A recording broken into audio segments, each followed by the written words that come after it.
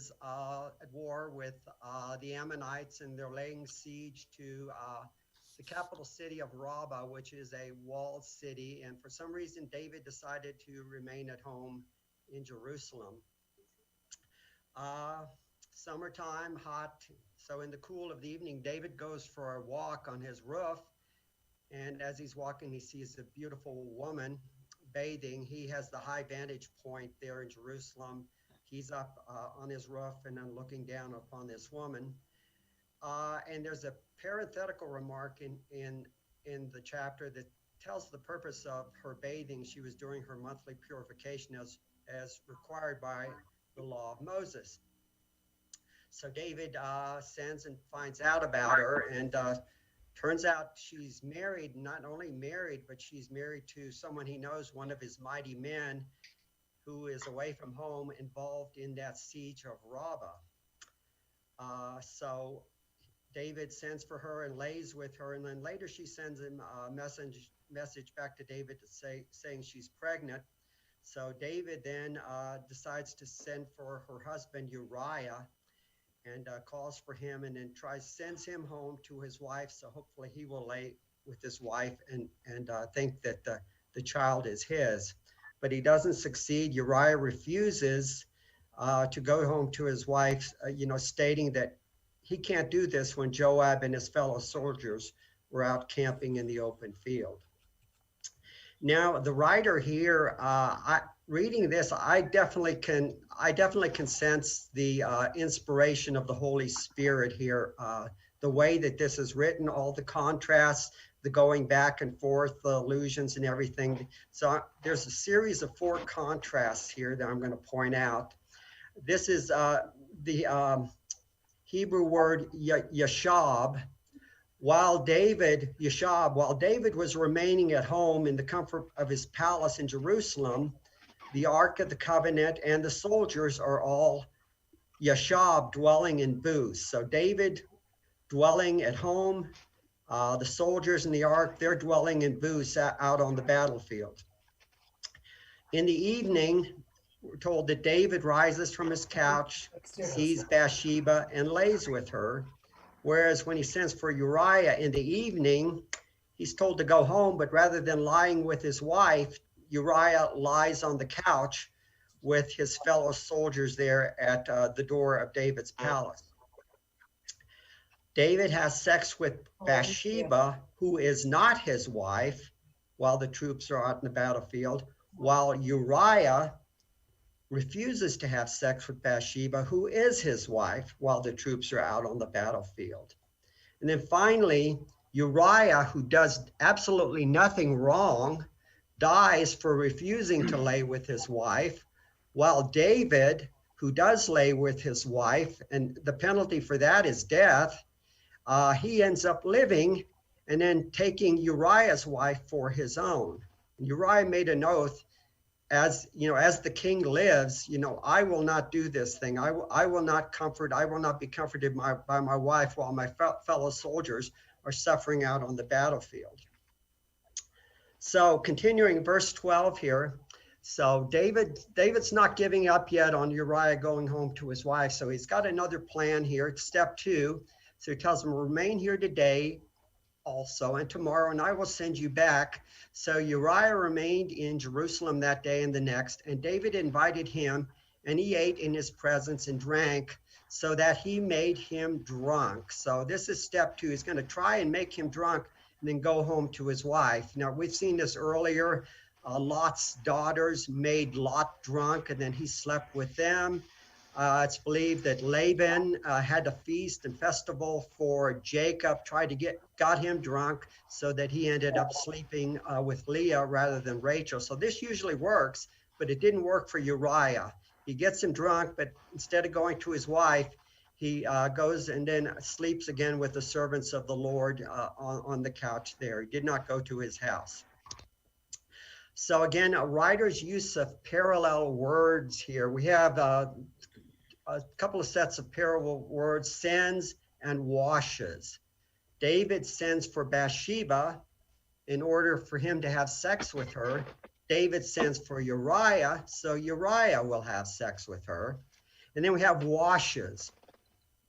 We're told that Bathsheba was washing herself for monthly purification, and that lets us know that Uriah was not the father and ensures that David is the father.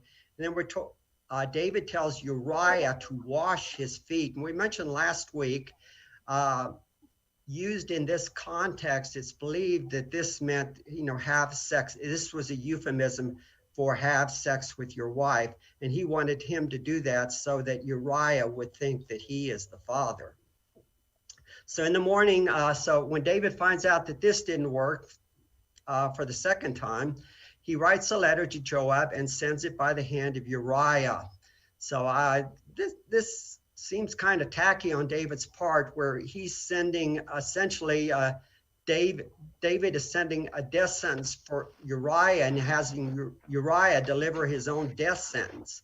So in the letter he writes, set Uriah in the forefront of the hardest fighting and then draw back from him that he may be struck down and die.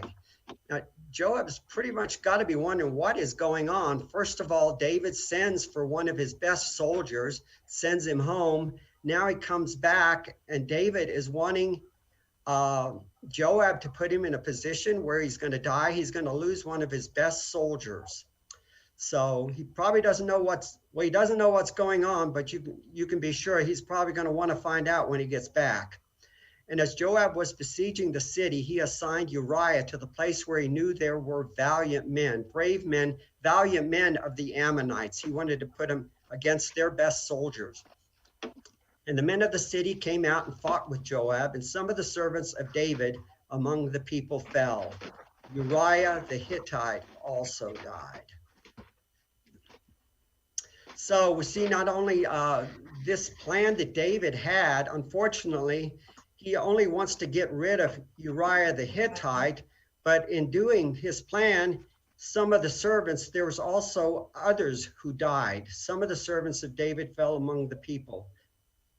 So not only Uriah the Hittite died, but there were also some other innocent soldiers who are killed along with Uriah the Hittite. So I'll let you see this. This is what Deuteronomy says about what David did.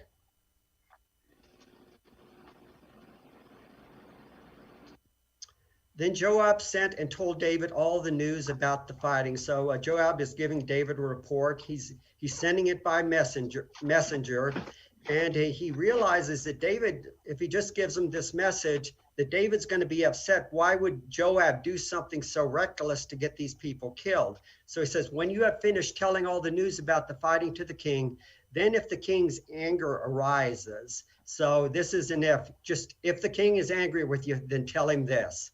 When David says, why did you go so near to the city to the fight?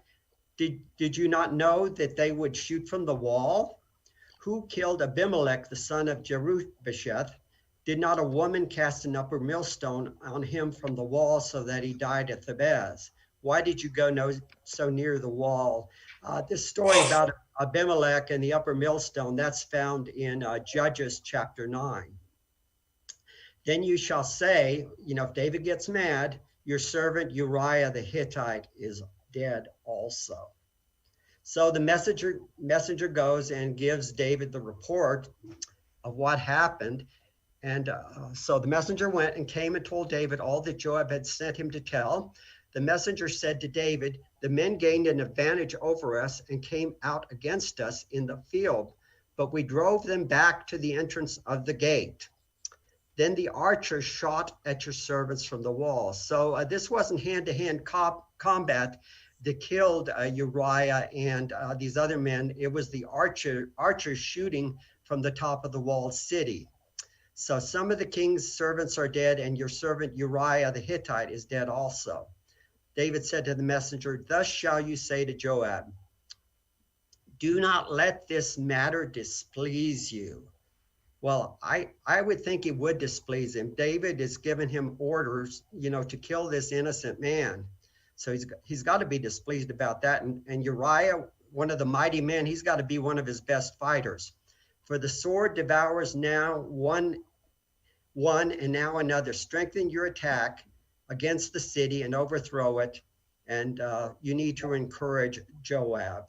The sword devours. Now, of course, they weren't killed by the sword. They were killed by archers, but the sword is just a figure of speech for warfare.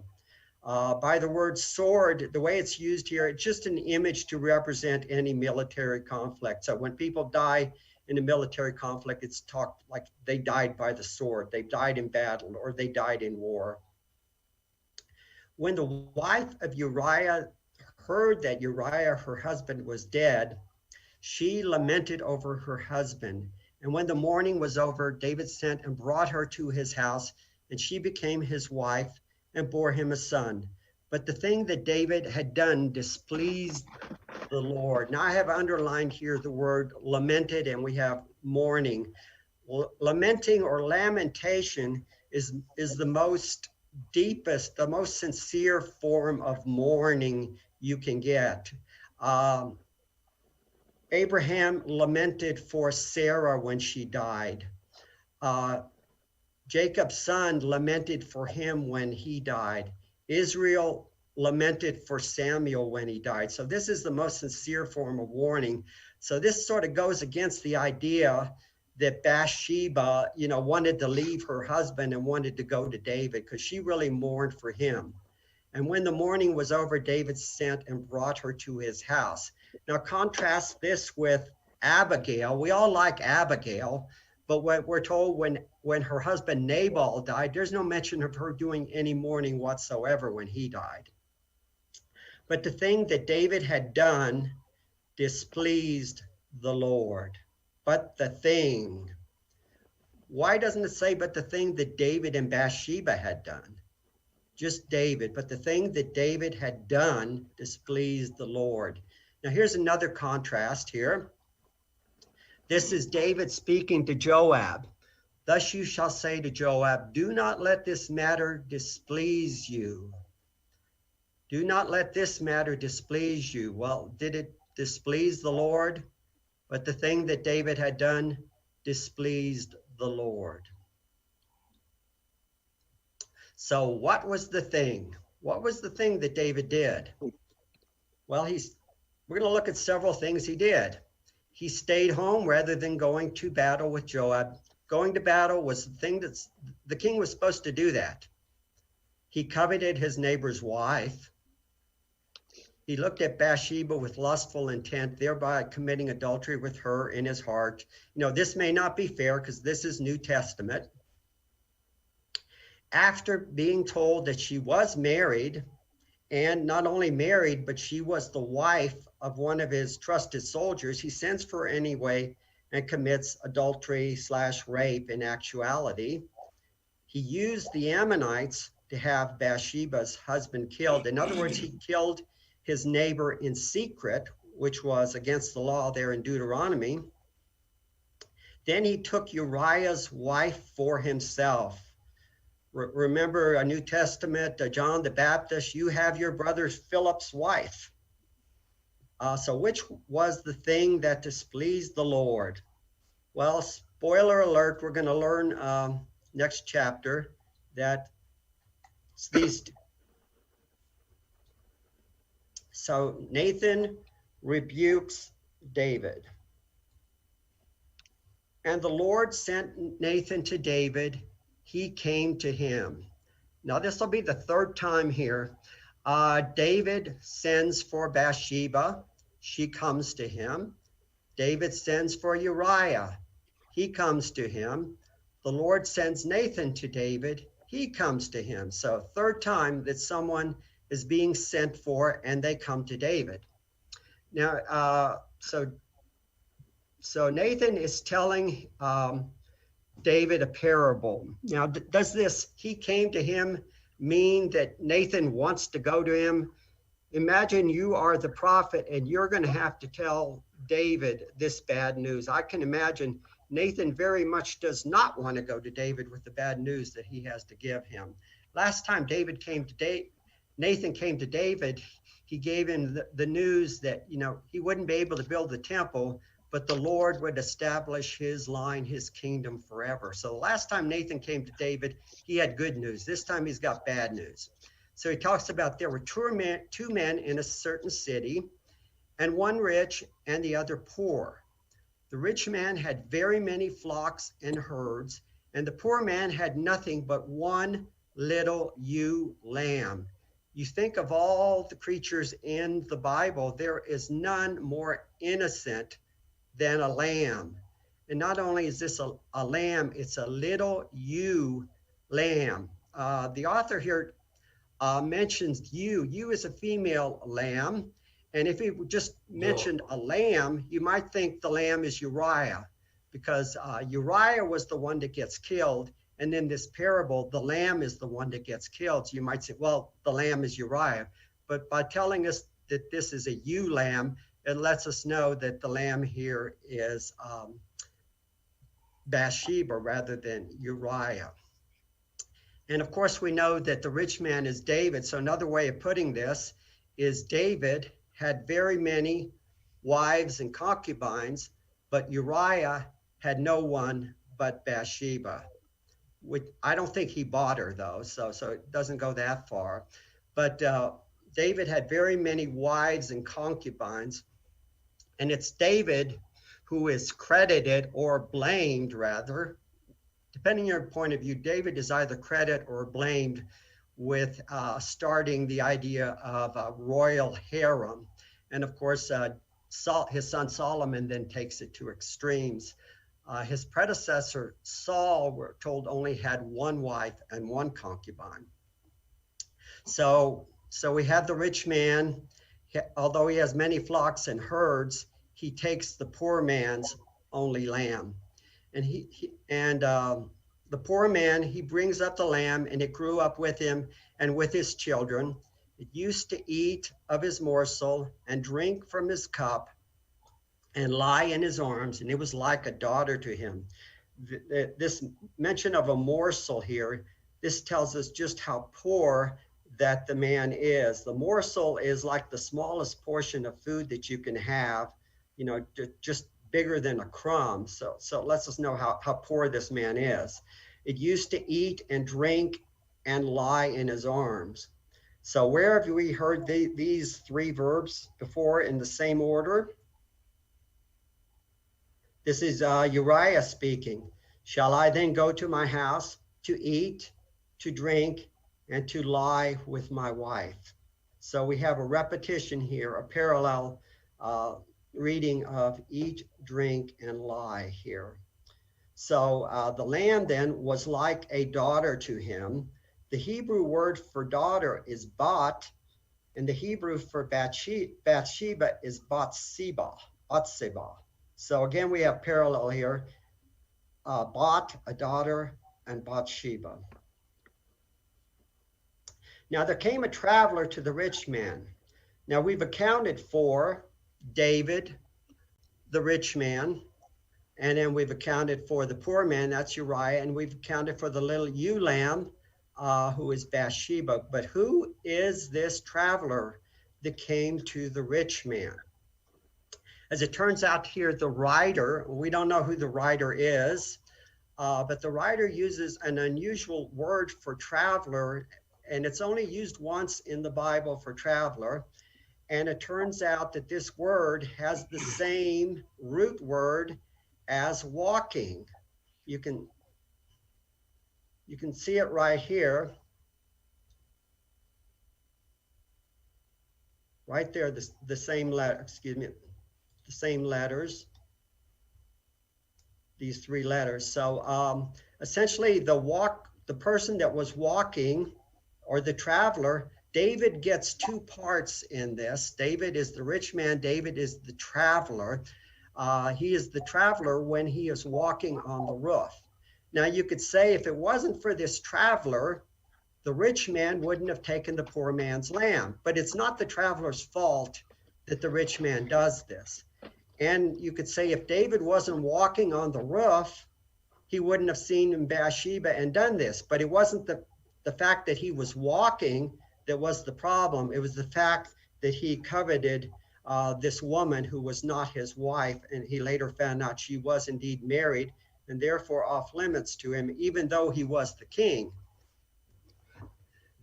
So now there came a traveler to the rich man, and he was unwilling to take one of his own flock or herd to prepare for the guest who had come to him.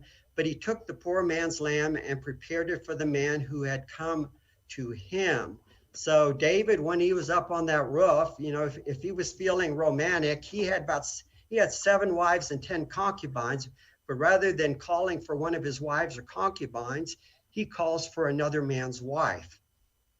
So when David hears this, he himself essentially pronounces his own sentence. He gets anger. His anger was greatly kindled. And when you hear in the Bible, anger greatly kindled, there's going to be some recompense for this. So David's anger was greatly kindled against the man. And he says to Nathan, as the Lord lives, the man who has done this deserves to die. So he's saying himself that he deserves to die. And he shall restore the lamb fourfold because he did this thing and because he had no pity. This idea of restoring fourfold is found in Exodus 22:1. And we know in the story of Zacchaeus, he says if he had cheated anyone, he would restore them fourfold. And that idea comes from Exodus chapter 22.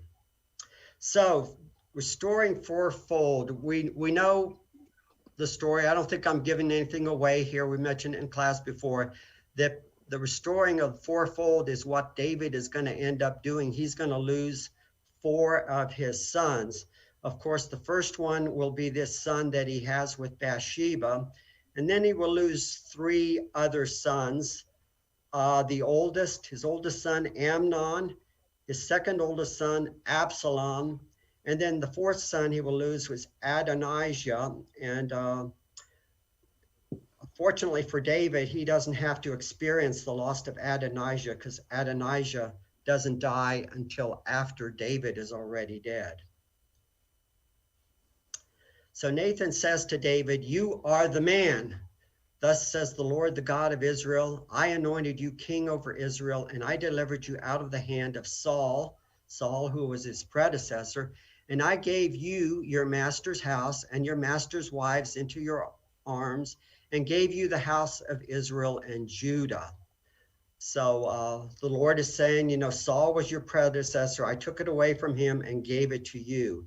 Now, there is no mention in Scripture of David ever taking his master's wives. And as I mentioned, it's only recorded in Scripture that he had 1 wife and 1 concubine. And there's no mention of David marrying either of those or taking either of those. And the Lord says, and if this were too little for you, I would have added to you as much more. Why have you despised the word of the Lord to do what is evil in his sight? To do the evil in his sight. You have struck down Uriah the Hittite with the sword. You have struck down Uriah the Hittite in battle, and you have taken his wife to be your wife, and you have killed him with the sword of the Ammonites. In other words, you did this in secret. You used someone else to do your dirty work for you, David. So let's start. Is there a difference of perspective in how we portray what went on in 2 Samuel 11 and how the Lord portrays what went on in 2 Samuel 11? Now, for us, we generally deal with, well, David committed adultery. That's what 2 Samuel 11 is about. The heading on most of our Bible is David and Bathsheba, David and Bathsheba. David committed adultery. David and Bathsheba committed adultery. Rarely David raped Bathsheba. So 2 chapter 11 is about David committing adultery. But what does God think about 2 Samuel chapter 11? David despised the word of the Lord and did what was evil in his sight. Did what was evil. Now, Gordon, if you're wondering, is this the evil? Yes, it is the evil. He did the evil in his sight. But what was the evil? Well, he struck down Uriah the Hittite with the sword of the Ammonites. He took the wife of Uriah to be his own. So those were in verse 9. And then for emphasis, both of those get repeated in verse 10. And again, David despised the Lord and took the wife of Uriah to be his wife. And verse 14, David scorned the Lord. So David despised the word of the Lord. And then verse 10 goes beyond that, from despising the word of the Lord to despising the Lord. This isn't really something we would think of David, a man after God's own heart, despising the Lord, despising the word of the Lord. No mention of adultery or rape. Now, I don't know how many times I've heard, David committed adultery, Bathsheba committed adultery. Never in my entire life have I ever heard someone say in a classroom, David despised the Lord. And you would hear, David despised the Lord. When did David despise? I don't believe David despised the Lord. But sure, it's there. David despised the Lord. David scorned the Lord. So it's interesting. We hear about the adultery a lot, but there's no mention of adultery in what was the evil, which is kind of interesting. The word adultery, rape is not found in the passage at all. So let's look at another comparison here. David, what did David do? He despised, scorned the word of the Lord. What did the Lord do? He put away David's sin. Now Saul also had a problem. Saul rejected the word of the Lord. What did the Lord do? The Lord rejected Saul from being king. So does being a man after God's own heart have its privileges? Saul did this, maybe his heart wasn't in the right place. David did this, but he repented of this. We have Psalm 51, his woeful psalm after this has happened.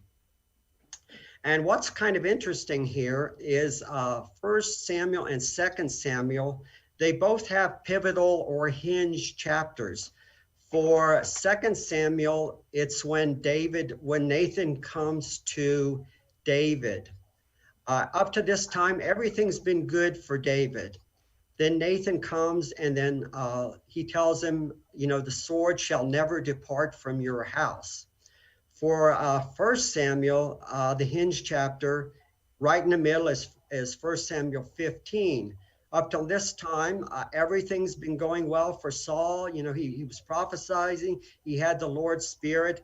Then right in the middle of 1 Samuel comes the Amalekites. He did not obey the Lord fully. And then afterwards, Saul was in pretty much a downhill after that. David is gaining in prominence and Saul is losing prominence. But what about the lamb's guilt? Of course, in the parable, the lamb didn't do anything to be guilty. Lamb was perfectly innocent. But what about Bathsheba? Can we also say that Bathsheba was innocent? We can go look at Deuteronomy 22, 23, and 24. This is there, of course, in the law, and it talks about a betrothed virgin, which is later equated to being a wife. It's almost the same. A betrothed virgin can actually, commit adultery. And a man meets her in the city and lies with her. Then you shall bring them both out in the gate of the city, and you shall stone them to death with stones. The young woman, because she did not cry for help, though she was in the city, and the man, because he had violated his neighbor's wife, his neighbor's betrothed virgin. So you shall purge the evil from your midst. So here, both of them were to be stoned because she did not cry out, even though she was in the city. And presumably, if she did cry out, someone would hear her and come to her aid. But since someone could have come to her aid and she didn't cry out, we could say that this was consensual and that then they would both be stoned. Warner? Yes. But we can't really apply that to Bathsheba, because how do you deny the king? Can you cry out for help if it's the king doing it? We've talked about this for a couple of weeks now, how the king has all power and you go. Yeah, Teresa, you're 2 slides ahead of me. Oh, sorry. But thank you for your comment. That proves you're listening. Thank you for your comment, Teresa. Now, but if in the open country a man meets a young woman who's betrothed, and the man seizes her and lies with her, then only the man who lay with her shall die. But you shall do nothing to the young woman. She has committed no offense punishable by death. For this is the case like that of the man attacking and murdering his neighbor, because he met her in the open country, and though the betrothed woman cried for help, there was no one to rescue her. And you notice I've got, there was no one to rescue. I think that's the main point here. Is there going to be anyone to rescue you? You know, if you're out in the open country, you cry out, there's no one there to rescue you. But we'll look at this. You shall do nothing to the young woman. She has committed no offense punishable by death. So this is one of those 613 commandments. It's 294, and it's a negative. So thou shalt not punish a person for a sin committed under duress. Now, getting back to what Teresa said, did Bathsheba cry for help? Well, probably not, given where she is. If Bathsheba did cry for help, who would have dared to force his or her way into the royal chambers of the king to rescue her? So I think she actually didn't cry for help, but she knew that if she did, things would probably go worse for her. And she's not only worried about herself, but she's worried about her husband. What's David going to do to her husband if she resists? David is in a position of power and authority over her. He is king, and you know, what can she do really to get out of this? If this wasn't consensual, you know, what could she do to get out of this? She's in the king's chamber. You know, the people that have brought her there, they're certainly not going to go and rescue her. So even if, I believe, and I think Teresa agreed with me, even if Bathsheba did cry for help, you know, she wouldn't have gotten it. And if she did cry for help, it might have things might have gone even worse for her and worse for her husband. So this is Nathan continuing again. Now, therefore, the sword shall never depart from your house, because you have despised me and have taken the wife of Uriah the Hittite to be your wife. Thus says the Lord, behold, I will raise up evil. I like the word the NIV here has here, calamity. And no, we do not have the evil here. The Lord never raises up the evil. That's just people raise up the evil. Behold, I will raise up calamity. I'm going to use the NIV word. Against you out of your own house, and I will take your wives before your eyes, and I will give them to your neighbor, and he shall lie with your wives in the sight of this sun. So David took Uriah's wife. Now the Lord says, I will take your wives and I will give them to your neighbor. As you, David, were Uriah's neighbor and took his wife, now I'm going to take your wife and give them to your neighbor, and this neighbor is going to be out of your own house. And we'll get into that next week's lesson will be the neighbor and out of your own house. All the tragedies that are going to befall David are going to be out of his own house. Both the perpetrators of the crimes and the victims of the crime are going to be out of his own house. And this is going to be in the sight of the sun. This is going to be out in the open. It's not going to be in secret. For you did it secretly, but I will do this thing before all Israel and before the sun. This isn't going to be secret. Everyone is going to see this happen, David. So David said to Nathan, I have sinned against the Lord. And Nathan said to David, the Lord has also put away your sin. You shall not die. Nevertheless, because by this deed you have utterly scorned the Lord, the child who is born to you shall die. So this child who has committed no sin, just like Uriah who committed no sin, is going to die. Then Nathan went to his house. So we have a lot of people going to their house. Bathsheba went to her house. Uriah didn't go to his house. even though he was told to go to his house. Okay, so by this deed you have utterly scorned the Lord is the wording here in the ESV. Now, if you're following along in the NIV or another version, you have something quite a bit different here than this. You do not have David scorning the Lord, but you have something else. These other versions are based upon the Hebrew Masoretic text, which I think was around 10th century AD or something like that, the Masoretic text of the Old Testament, of the Hebrew. It has, rather than David scorning the Lord, it says, you have made the enemies of the Lord show contempt. You've made the enemies of the Lord to blaspheme, or the enemies of the Lord. Rather than David scorning the Lord, you made the enemies of the Lord. So why the difference here? So the Masoretic text has enemies of the Lord. Most modern scholars think that the original reading that we had in the ESV is the correct one, and that this was later changed by scribes who found it offensive to speak of showing utter attempt for the Lord.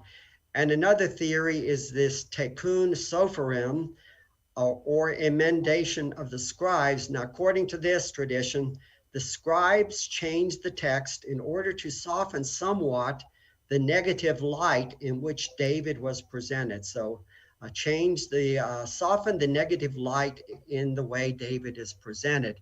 And it's believed that's why also we're not given any detail. When Bathsheba came to him, he laid with her. We're not given any detail in there, you know, was this all David and she was trying to resist? So they leave that part out. But later on, we'll see echoes. Later on, Amnon and Tamar, some echoes there. Maybe that was an echo of what happened with David and Bathsheba. So let's look at this here about the Lord has forgiven David. The Lord has forgiven you, David. So when the Lord forgives, the Lord forgets, right? Forgiven and forgotten. But is this really forgotten? Let's go to 1 Kings 15. This is after David has died. This is sort of his eulogy here. 1 Kings 15:5. David did what was right in the eyes of the Lord and did not turn aside from anything that he commanded him all the days of his life, except in the matter of Uriah the Hittite. So still remembered, except in the matter of Uriah the Hittite. And what was the matter of Uriah the Hittite? He used someone else to kill him. He killed him in secret, and then he took his wife. Even in the New Testament, David was the father of Solomon by Uriah, by the wife of Uriah. Of course, when Solomon was conceived, Bathsheba was the wife of David, but still by the wife of Uriah. Poor David. And the Lord afflicted the child that Uriah's wife bore to David, and he became sick. This word afflicted here, or the Hebrew behind it, is the same verb that's found with Nabal, where the Lord afflicted Nabal and then he died. So the Lord afflicted the child that Uriah's wife bore to David, and he became sick. David therefore sought God on behalf of the child, and David fasted and went in and lay all night on the ground. And the elders of his house stood beside him to raise him from the ground, but he would not, nor did he eat food with them. On the seventh day, the child died, and the servants of David were afraid to tell him that the child was dead, for they said, while the child was yet alive, we spoke to him, and he did not listen to us. How then can we say to him, the child is dead? He may do himself some harm. But when David saw his servants were whispering together, David understood that the child was dead. And David says to his servants, is the child dead? They said, he is dead. Then David arose from the earth. He was down on the ground there, probably sackcloth and ashes down there. and he washes. He washes and he anoints himself. That is, he grooms himself, his hair and his beard. He puts oil on himself. And then he changes his clothes. In other words, he gets himself back ready to go out into the world to be among people. And he goes into the house of the Lord. Of course, the temple has not yet been built. He goes into the Lord's tent where the ark is, and he worships there. He then went to his own house, and when he asked, they set food before him, and he ate. So he's groomed himself, he's worshiped the Lord in the tent, and he goes back home and he eats. Life back to normal. Then his servants said to him, "What is this thing you have done? You fasted and wept for the child while he was alive, but when the child died, you arose and ate food." He said, "While the child was still alive, I fasted and wept, for I said, 'Who knows whether the Lord will be gracious to me, that the child may live?' But now he is dead. Why should I fast? Can I bring him back again? I shall go to him, but he will not return to me." So here's the idea of David believing in an afterlife where he will again see his son. Then David comforts his wife Bathsheba and went into her and lay with her, and she bore a son, and he called his name. 2-minute warning, 2-minute warning. Don't worry, I have no timeouts. She bore a son, and he called his name Solomon, which means peace. And the Lord loved him and sent a message by Nathan to David, Nathan the prophet. Wonder what that message is. We're not told. So he calls his name Jedediah because of the Lord. So he called his name Solomon. He called his name Jedediah. Of course, this is the only place Jedediah is mentioned, but he goes by the name Solomon based on shalom, which means peace. So Joab fought against Rabbah and the Ammonites, and he took the city. And Joab's calling for him, and he says, "You need to come now." He's pretty much cleaned it up, and he says, "You need to come now. If you don't come now, I'm going to take the city, and I'm going to get credit for this victory." So David gathers all the people, and he goes to Rabbah so he can take credit. And they take the crown of the king from his head. The weight of it was 75 pounds of gold. It had a precious stone, and it was placed upon David's head. I don't think I'd want a 75-pound crown on my head. So they brought out the people and were in it and set them to labor with saws and iron picks. So they take victory. Now they get a slave labor force working for him. And thus he did to all the cities of the Ammonites. And David and all the people then returned to Jerusalem. Now, you may be familiar that the books of 1st and 2nd Chronicles are essentially parallel accounts to what we have in 1st and 2nd Samuel and 1st and 2nd Kings. So 1st and 2nd Chronicles, we get a Reader's Digest condensed version of this. And here's the entire thing in 1st Chronicles. In the spring of the year, the time when kings go out to battle, Joab led out the army and ravaged the country of the Ammonites and came and besieged Rabbah. But David remained at Jerusalem. So far, it sounds familiar, doesn't it? This is like the first verse of 2nd Samuel 11. And Joab struck down Rabbah and overthrew it, and David took the crown and found a way to talent of gold. Here's David and Bathsheba. Nothing mentioned here. 1st Chronicles was written after the return from the exile. It's really a book to provide faith and hope to Israel. It's a feel-good story. They don't change anything, but some of the bad things is left out. David and Bathsheba does not happen in the book of Chronicles. Solomon does not have 700 wives and 300 chronicles in the book, wives and concubines. Solomon does not worship foreign gods in the book of Chronicles. So it's really a feel-good story, but it's interesting that 1st Chronicles does not cover this. So I think that's about time. Thank you for your comments. Thank you for your comment, Teresa.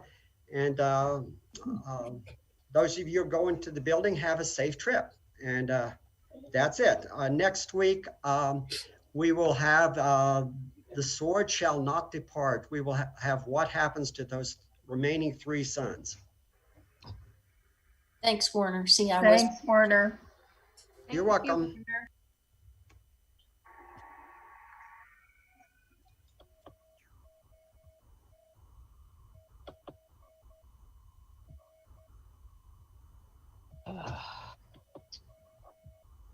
I like your smile, Donna.